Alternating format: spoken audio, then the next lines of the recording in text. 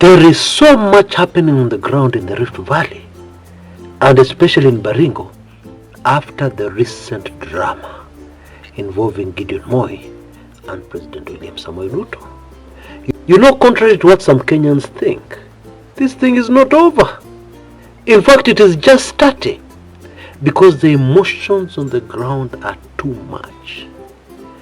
I have a source right there who has given me some information that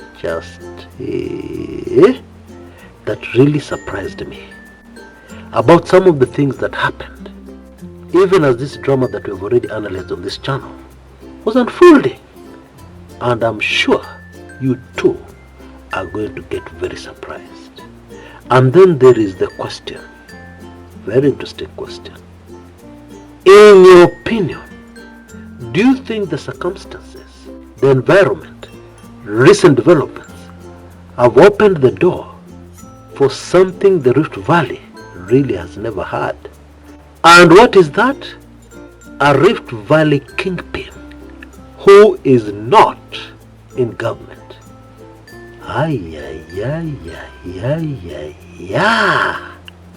Karibu sana to my show today, where I'm going to thoroughly analyze that and a lot more that I'm sure will keep you very fascinated throughout. Twende kazi.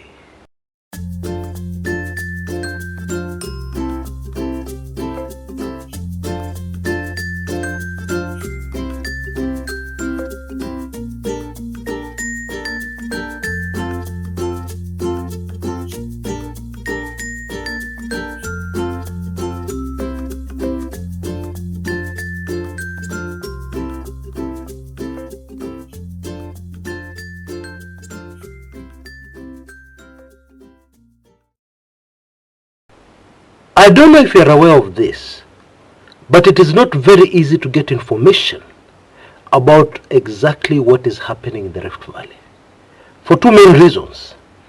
One, the major community there is very secretive. They don't just ropoko and talk about themselves just like that. No, they don't.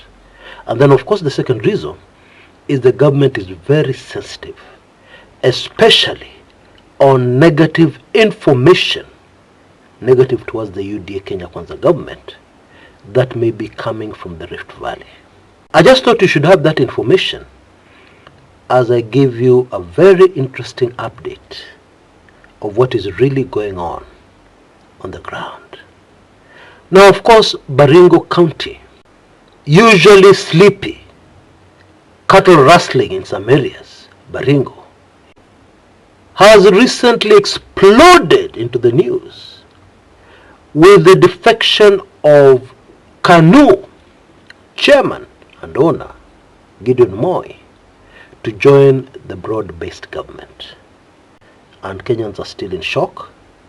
Many analysts have not even broken it down yet, what the implications are and what it means going forward. And I think that is a good place for us to start today. Now there's some information which we didn't get the last time, which I want to bring you up to speed on. The UDA candidate for the Baringo senatorial seat had a problem presenting his papers. Why? Because the roads were blocked. You remember people were waiting for Gideon Moi? You remember tensions were very high in Baringo? I'm sure you remember all that. And so, the UDA candidate had to make it to present his papers with the help of a chopper, helicopter. Now to a non-Kenyan who may be listening in right now, they'll be puzzled and alarmed. This is a politician. You mean he can't drive himself to present his nomination papers? He can't walk around on the streets of Baringo on the days presenting his nomination papers? Then how is he going to campaign? How is he going to get votes? Because he can't campaign from a chopper up there. How is he going to do it? Well, my response is, welcome to Kenya, where very crazy things happen in our politics. It is also obvious that the government bloggers have been very busy, and the influencers, because our local media has been filled with stories, headlines all over the place about how big a catch Gideon Moi is for William Ruto and his government. Okay? Now, if we can sober up for a minute and look at this a little deeply, is that factual? Is this a big catch? Because, for starters, how big a politician is Gideon Moi? I leave you to answer that question for yourself. But more importantly, nothing has changed on the ground. As I've said before, this was a boardroom deal, and the impact stays in the boardroom. They have divided the spoils. Somebody is going to get a government appointment. I hear rumors somebody is going to be appointed Deputy Prime Cabinet Secretary. There's a rumor flying around. I don't know how true it is. Yeah? But that is a boardroom arrangement. Votes are found on the ground. And right now, the ground is very hostile to this government. That should be very clear. And it doesn't matter that actually this government hails from the region, from the Rift Valley. Baringo is part of the Rift Valley. Currently, that does not matter. Okay? And this brings us to something else very major, which I would like us to take note of.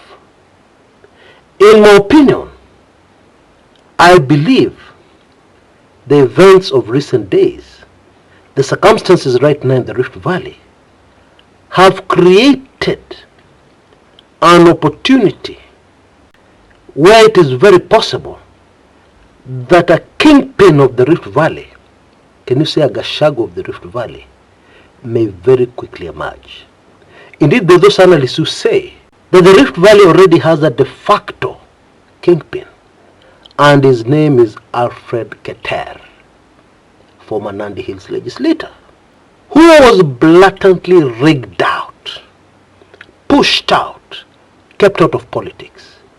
He did not lose that seat because he's unpopular. No, he's the most popular politician in that constituency. There is no debate about that. He was pushed out. Okay? Now, Keter has been talking on behalf of the entire community, number one. Number two, Bwana Keter is the kind of politician who does not speak until he has spoken to the people on the ground. So that when he finally comes out and speaks, he is almost always echoing what the ground is saying. In my opinion, those are very powerful advantages Bwana Keter has to be the Rift Valley kingpin. You see, this whole situation has been caused by the bad behavior of leaders. This thing of forming a coalition, a broad-based partnership, a boardroom deal, and this is politics. Boardroom is for corporate manenos, not politics. Okay? This thing of boardroom politics is an insult on the voter. Oh yes, you had me correct. Even when Raila stood up at Uhuru Park in the year 2002 and said Kibaki tosha, that was an insult on the people of Kenya. Ni matusi. Why? Because it is the work of the voters, it is the responsibility of the voters to elect their leaders, to decide who they want to do what on their behalf. And so when you sit in a boardroom and you make all those decisions for them, you're insulting them. And you see, when these politicians finish these deals, they have no apologies to make. It's as if they're telling the public, Mtadu? Mtadu nini? We have done our deal. What are you going to do? Just relax. We've made our decision. That is the attitude of our politicians. And therefore, it should not be surprising in the days, weeks and months to come, if the people have had enough and they say no, if the people get kingpins to speak on their behalf, in regions that have really never had kingpins per se. Yeah, Moi was president of Kenya, vice president before that, spoke for the Rift Valley for decades. And after him, it was William Ruto, who seemed to speak for the region. But he too was already in leadership at that time. But here it seems we're moving to a situation where we'll have kingpins who are not in government. Okay? I think that is where we're heading in the Rift Valley. And by the way, just to emphasize what I've just said, even the opposition leaders sitting down to decide on one of them to be the flag bearer of the opposition, that is insulting the public. A better way, indeed the only way, would be for those opposition leaders to come together, raise finances, and have a primary. They have an election, and the people decide this is the man we want as a unified presidential candidate for the opposition. That is the only way you show respect to the voter, respect that the voter deserves as per our constitution. And now I want us to look at a very super fascinating topic. Okay? What is UDA going to do in the Rift Valley? Because I think we all know this crisis is not over. UDA are not fools. They know what is happening on the ground. They know tensions are high. And they know that this has to be dealt with. What are they going to do? Okay? That should be more than super fascinating. But very quickly before I do that, I just want to bring to your attention something that I'm sure will be of great interest to you. Take a look.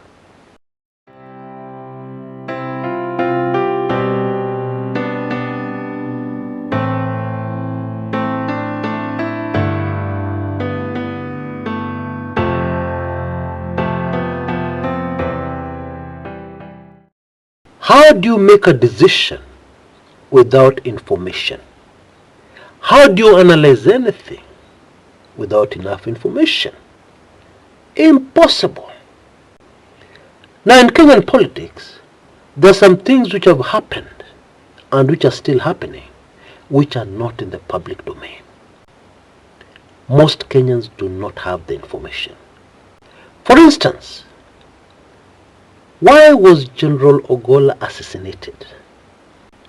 Are you aware that there was a very clear reason, very clear motive for the very unfortunate assassination of this great son of Kenya? Indeed, it is linked to something he refused to do. Something else. What do experts really say? What are the details of what they say about the character of President William Samoei Ruto? Why is it widely accepted amongst these experts that as long as the current UDA government remains in power, Kenya is doomed? There must be a reason, because these are not politicians.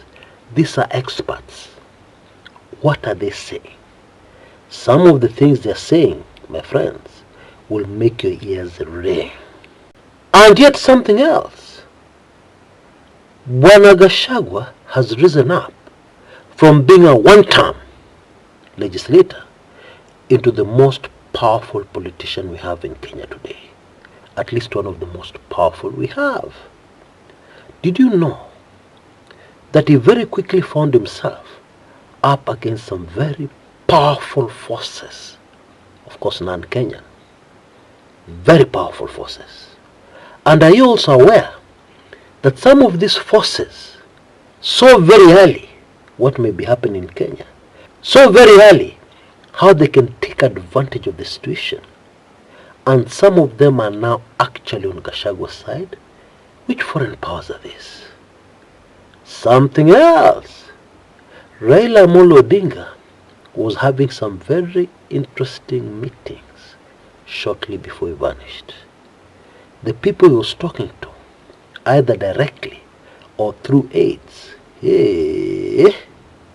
super fascinating, because it doesn't make any sense. Kama ni kweli hao watu walikuwa naongea nini? What were they talking? What could they possibly discuss? They're on opposite sides of the political divide. What could they possibly discuss that is political? The answer to that question will really shock you. Now, all this information is available in various highly sensitive special reports I have produced.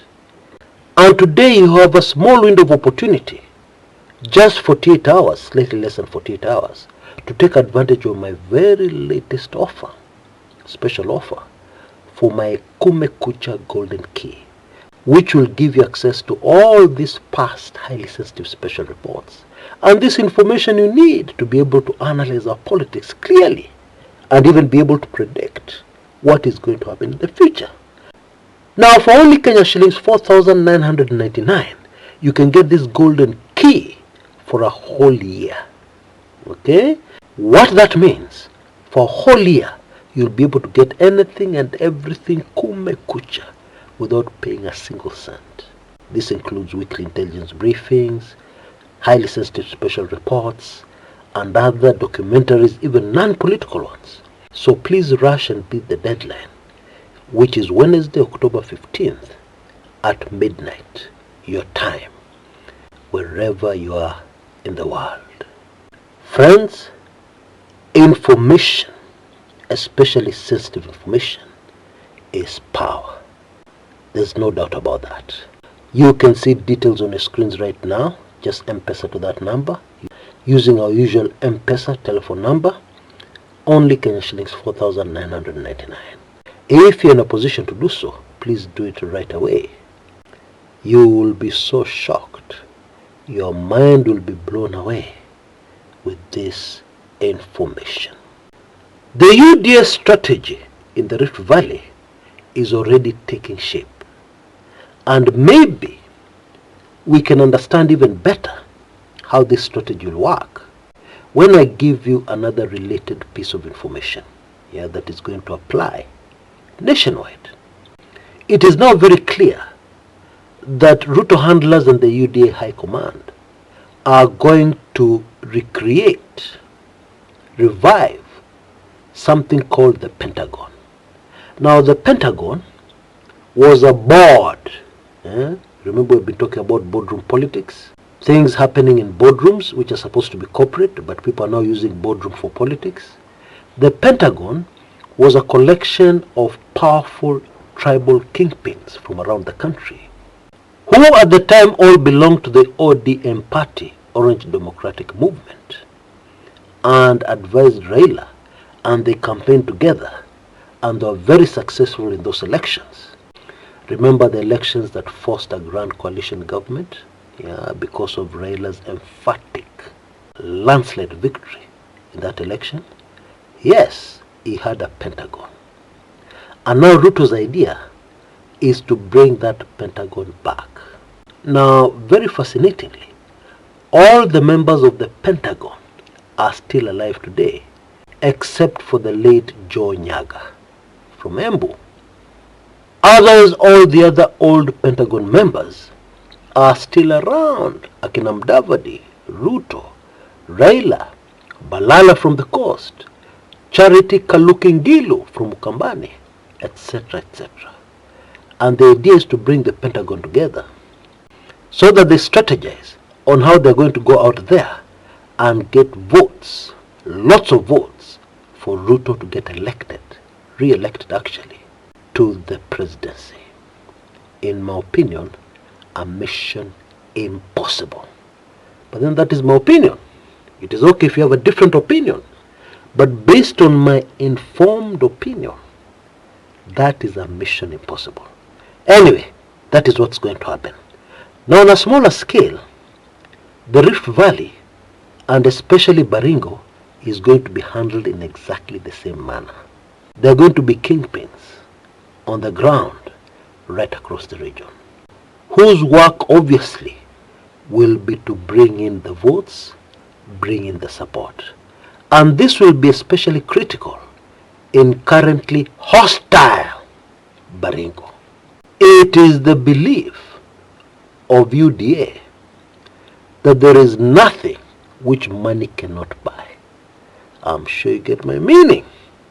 And therefore, a lot of empowerment programs, official and unofficial, are going to be instigated so that there will be no problem in the Rift Valley politically for the president, and the problem will be solved. Again, my opinion on that, mission impossible. You see, when people are suffering, everything changes. When people are comfortable, or at least when people are surviving, life is okay, it is difficult, but people are surviving, it is much easier to manipulate them and take them in the direction you want to take them. But when people are going through hardships, it becomes very difficult. And there is another problem in the Rift Valley, a nagging problem that the UDA High Command still ignores, but definitely is going to be a major factor. And that is the Finland Scholarship Program. You know, so many families right across the Kalenjin Rift Valley lost money in that scam, if I can call it that. Because the whole idea was that you pay money, people sold their shambas, people sold vehicles, people sold valuables, to pay money into the scheme so that their sons and daughters would be taken outside the country for further education, mostly to Finland. But it emerged later that actually this was just a scheme to collect money, because there was even an ATM, imagine, and people were withdrawing money from that ATM like there was no tomorrow. And the source of this money? Struggling parents, most of them not rich, right across the Rift Valley. The Finland scholarship saga will forever hang on the neck of the UDA party and anything political it wants to do in the region. They can't run away from that one. You know, I've been taking in various analyses on what happened in Baringo and what still happens. And it is very interesting how people are saying, this was a very good move, this was ingenious, this was very clever, this was very smart. Now, I find that disturbing, because in my opinion it is not true. Why is it not true? Because what happened was just a stopgap measure, something temporary. Because on the ground nothing has changed. Nothing has changed. And where we're headed now is an election. And those emotions are still on the ground. And whatever miracle can be done, there isn't even enough time. Because the elections are due towards the end of November. Barely a month and 2 weeks to go. What are you going to do in that period to change the emotions and the tensions on the ground? Nothing. And there is another problem. Of course, it is possible for state machinery to move in and to fix those elections. Pop, pop, pop, pop. That is possible. However, when emotions are this raw on the ground, when people are so angry on the ground, that one is a very risky move. Because you can announce the results and the people tell you, no, those are not the results. And then you have another even bigger crisis, which is very difficult to come back from. Because the only way out of it is to go back to the people and admit to them, here are the real results. What are you implying?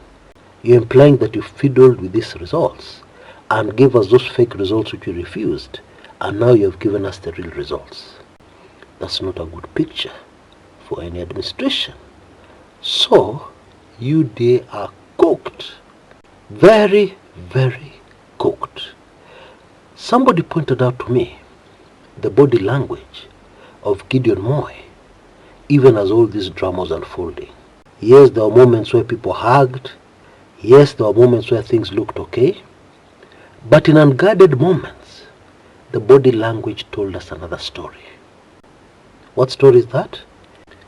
In my opinion, the body language of Gideon Moi reminds me of the body language of a lady who has got married to a man she did not want. I'm sure you're seeing the picture I'm painting. She did not want this man. She was in love with another man. And now she has been forced by circumstances to marry this man. Maybe her family does not have enough money to survive, and this man is a rich man, and therefore by marrying this man, she will save her dear family. And so you can be sure that this kind of bride, even if she will smile, the smile will be plastic. It will not be coming from the heart. And indeed, that was the body language of Gideon Moi. Now, of course, this doesn't change much, because already politically he's in trouble. Some people believe he's finished politically, yeah, and I tend to support that view. Because where we are going in Kenyan politics, watu wanakaa rada. People are very knowledgeable. People are very alert, the people of Kenya. It is going to be very hard to fool them. It is going to be very hard to try and do something different and the voters forgive you. It's not impossible, but it is going to be very hard. It's not going to be as easy as it has been in the past. But let us wait and see how that one unfolds, shall we? Now, before I go on sensitive information, take a look. I'll be back. Now, all this information is available in various highly sensitive special reports I have produced. And today you have a small window of opportunity, just 48 hours, slightly less than 48 hours, to take advantage of my very latest offer, special offer, for my Kumekucha Golden Key, which will give you access to all these past highly sensitive special reports and this information you need to be able to analyze our politics clearly and even be able to predict what is going to happen in the future.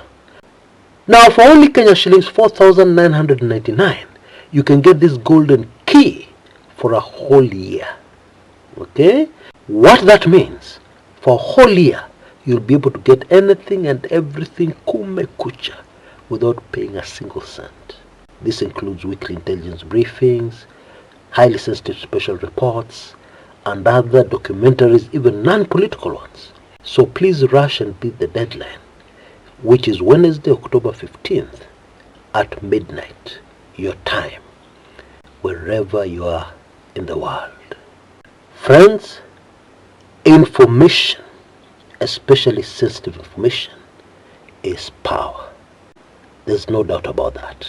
You can see details on your screens right now. Just M-Pesa to that number, using our usual M-Pesa telephone number, only Kenya shillings 4,999.